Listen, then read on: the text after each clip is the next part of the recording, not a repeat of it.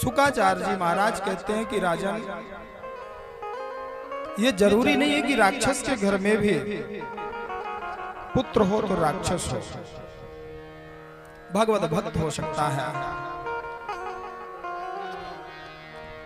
हिरण्याक्ष का जो भाई था हिरण्यकश्यप,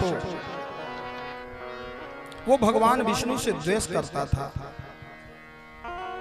मेरा शत्रु है, शत्रुता रखते हुए उसने बदला लेने की चाह लेकर के मन में संकल्प लिया कि मुझे कुछ शक्ति प्राप्त करनी चाहिए। उस शक्ति प्राप्त करने के लिए वो मंदराचल पर्वत की ओर गया और वापस आ गया। वापस आने के बाद पत्नी ने कहा, स्वामी आप वापस क्यों आ गए? देवी हटाओ, छोड़ो। देवी ने बार बार कहा कि स्वामी आखिर बताओ तो, आप तो गए थे कि हम बहुत दिन बाद आएंगे और आप वापस आ गए, इसलिए पूछ रही हूं कि आप क्यों आ गए। बोले देवी वहां पर मैं गया तो तपस्या करने के लिए था कि बहुत वर्षों तक तपस्या करूंगा, लेकिन वहां पर मैंने देखा कि मेरे शत्रु का नाम एक तोता ले रहा था। वो क्या नाम था मैं उसका नाम नहीं ले सकता। थोड़ी बात इधर उधर हुई, लेकिन पूछ बेटी कि बताएंगे तो क्या नाम ले रहा था। तब उन्होंने कहा कि वो नारायण नारायण नाम ले रहा था। मेरा मन नहीं लगा और मैं वापस आ गया। ठीक है चलो, हाथ पैर धुलो, भोजन करने बैठो। भोजन करते समय हिरण्यकश्यप को पंखे जलते हुए पत्नी ने फिर पूछा, स्वामी मैं भूल गई, आप वापस क्यों आ गए थे? वो क्या नाम ले रहा था? देवी कितनी बार बताना पड़ेगा, नारायण नारायण, और वो मेरा शत्रु है इसलिए मैं वापस आ गया। सोने गया, सोते समय भी इसी प्रकार से प्रश्न, स्वामी मैं फिर भूल गई, आप बताएंगे? इस तरह से पत्नी ने पति से 108 बार नारायण नाम उच्चारण करवा ही लिया। वही तो धर्म पत्नी है। वो जानती है कि ये भगवान से, नारायण से द्वेष करता है और भगवान का नाम लेगा तभी इसकी गति होगी, भगवान की कृपा होगी। और कयाधु मैया उस समय पर गर्भवती थी और गर्भ में पल रहा बालक भी देखो कानों में नारायण का नाम पड़ा उसके। और अब की बार वो गया तो जाकर के उसने मदराचल पर्वत पर उसने कठोर तप किया है।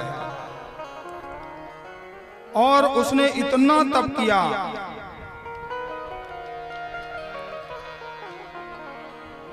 कि अंगुष्ठ मात्र से पैर के अंगूठे को पृथ्वी में लगा करके नभोर दृष्टि, दोनों हाथ ऊपर उठा करके और दृष्टि को ऊपर स्वर्ग लोक की ओर, आकाश की ओर किया है। अंगूठे से पैर के खड़े होकर के हजारों वर्ष उसने तपस्या करी। शरीर की जो चमड़ी है वो गल गई, अस्थि मात्र बचा और उस अस्थि मात्र से उसने कठोर जब तप किया।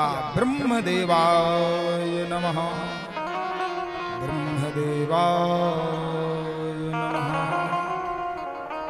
ब्रह्मा का सिंहासन डोला और ब्रह्मा जी आ गए। ब्रह्मा जी ने वर मांगने को कहा कि वर मांगो, तुम क्या चाहते हो? सातपे मंदर द्रोणायाम तपः परम दारुणम।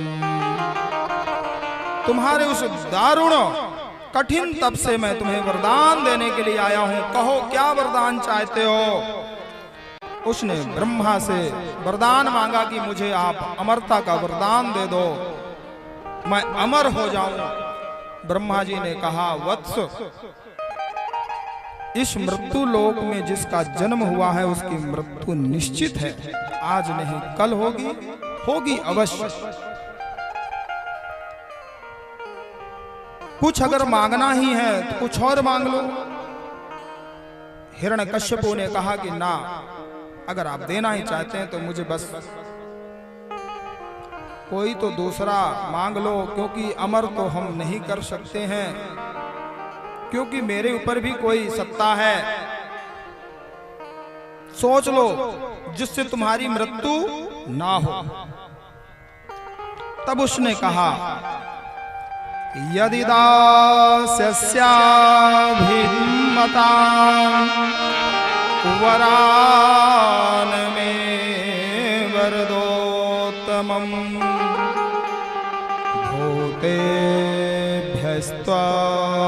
भूतेभ्यस्त्वादिवि सृष्टेभ्यो मृत्योर्षाभोन्ममा प्रभु। न दिन में न रात में, न अंदर न बाहर, न अस्त्र से न शस्त्र से, न देव से न दानव से न मानव से, न दिन में न रात में न नक्षत्र में न महीनों में किसी भी प्रकार से मेरी मृत्यु न हो। और एक बात, आपके द्वारा बनाई गई सृष्टि में किसी के द्वारा भी मेरी मृत्यु ना हो। जो जो भी आपने बनाया है। ब्रह्मा जी भी आश्चर्य में पड़ गए। अगर दे दिया तो ये मरेगा कैसे, नहीं दिया तो दोबारा फिर तपस्या करेगा, और इतना कठिन रास्ता है, यहां आने पर एक बार तो पहुंचने में बड़ी मुश्किल हो जाती है, दोबारा फिर आना पड़ेगा। तब उन्होंने आगे देखा ना पीछे, कहा दिया चलो। वो वरदान पा गया। और यहां पर इंद्र जो थे उनकी पत्नी का हरण करके लेके गए हिरण्यकश्यपु के कि मैं इसका वध कर दूंगा। नारद जी ने छुड़ाया और अपने आश्रम में ले जाकर के रखा। सत्संग की चर्चाएं हुई तो यहां तो पति के द्वारा भगवान का नाम स्मरण हुआ गर्भ में। वहां जो है कयाधु मैया ने नारद जी जैसे संत का सत्संग किया, जिससे वो गर्भ में पल रहे शिशु का मंगल कल्याण हुआ और पुत्र का जन्म हुआ, जिसका नाम बड़ा प्रहलाद।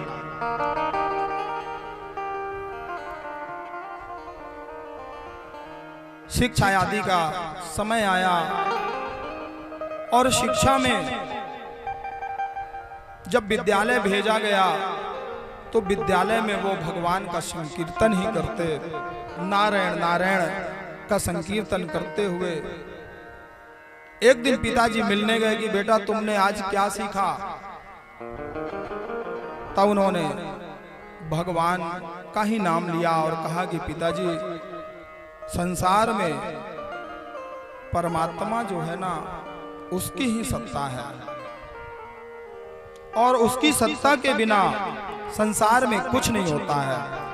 श्रवणम कीर्तनम विष्णुः स्मरणम पादसेवनम अर्चनम वंदनम दास्यम सख्यमात्मनिवेदनम।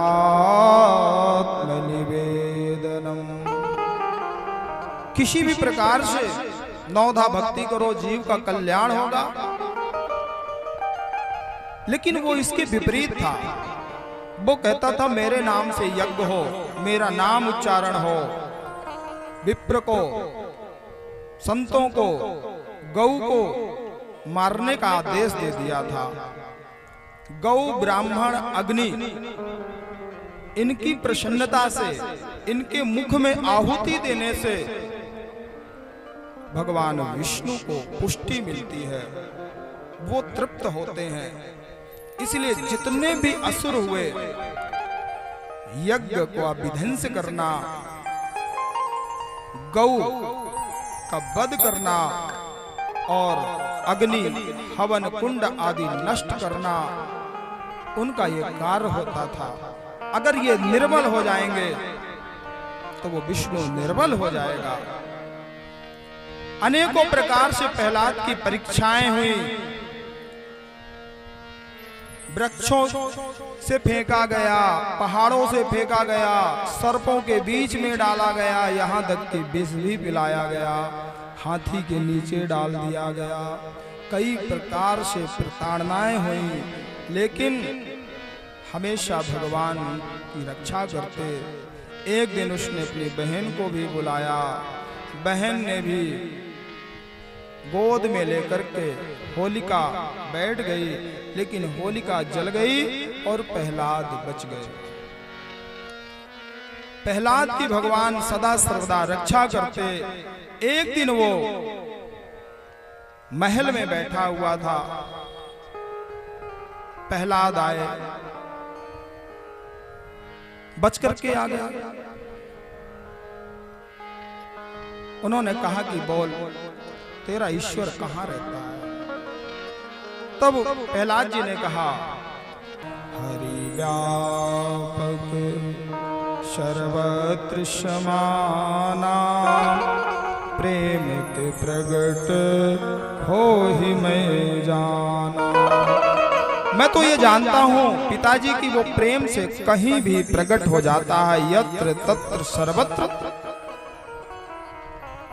तो बता तेरा वो ईश्वर कैसा है और कहाँ है? क्या इस खंभ में भी है? उन्होंने कहा कि हाँ पिताजी, इस खंभ में भी है। और उसने गदा उठा करके जैसे उसने प्रहार किया, ययादो दृश्यते स्तंभं तदाड़ति बालः स्वमुष्टिनः। जैसे ही उसने प्रहार किया है, खंभ टूटा और नृसिंह भगवान प्रकट हो गए। बोलिए नृसिंह भगवान की जय। नायं मृगो नापि नरो विचित्रमहो किमेत मृगेन्द्रियम्। कैसा विचित्र प्राणी प्रकट हुआ, न वो नर है न मानव। नृसिंह के रूप में भगवान प्रकट हो गए और उसको गोद में उठा करके ले जा करके दहली के बीच में बैठ करके गोद में रख लिया, क्रोध मुद्रा में दहाड़ते हुए। और उन्होंने कहा, बोल तूने क्या क्या वरदान मांगा था? उसने कहा, न दिन में न रात में, न अंदर न बाहर, अस्त्र से न शस्त्र से, न किसी भी प्रकार की ब्रह्मा के द्वारा बनाई सृष्टि से मेरा संहार नहीं हो सकता। तब उन्होंने कहा, चल तू गिनना प्रारंभ कर, न ये दिन है न रात है, ये संध्या का समय है, न मेरे पास में अस्त्र है न शस्त्र है, मैं तुझे नाखूनों से मारूंगा। मैंने वरदान मांगा है, किसी महीने में नहीं मरूंगा। ये कोई महीना नहीं, ये पुरुषोत्तम माह है। बोले कब पैदा हुआ? बोला तेरे वरदान मांगने के बाद ये पैदा हुआ है। हर प्रकार से उन्होंने गिनती करा दी, ना तू अंदर है ना बाहर है, देख तू मेरी गोद में है और देहली पे है, ना तू आकाश में है ना पृथ्वी में है। और उन्होंने सीने को फाड़ दिया है। जितने सभासद थे भयभीत होकर के सब खड़े हुए हैं, स्तंभित होकर के देवता हाथ जोड़ करके स्तुति करने लगे, खड़े हो गए। किसी की हिम्मत नहीं है कि अब सामने चले जाएं। नारद जी ने जाकर के मैया लक्ष्मी को कहा कि देवी, आपके जो स्वामी हैं नारायण, बड़ा सुंदर स्वरूप है, चल करके देख लो। लक्ष्मी मैया सुंदर थाली लेकर के जब सामने आई और जब दहाड़ लगाया, नृसिंह भगवान ने वो थाली भी छूट गई। बोले हमारी हिम्मत नहीं है भैया, पहली बार ऐसा रूप अपने पति का हमने देखा है क्रोध मुद्रा में। भक्त प्रहलाद को शब्द ने निवेदन किया, आपने ही बुलाया है, अब आप ही शांत करिए। प्रहलाद जी जाते हैं, नृसिंह भगवान गोद में उठा लेते हैं। गोद में उठा करके ऐसे चाटते हैं ना जैसे गाय अपने बछड़े को चाटती है, इसीलिए तो भगवान को कहते हैं भक्त वत्सल। बोलिए भक्त वत्सल भगवान की जय हो, जय हो।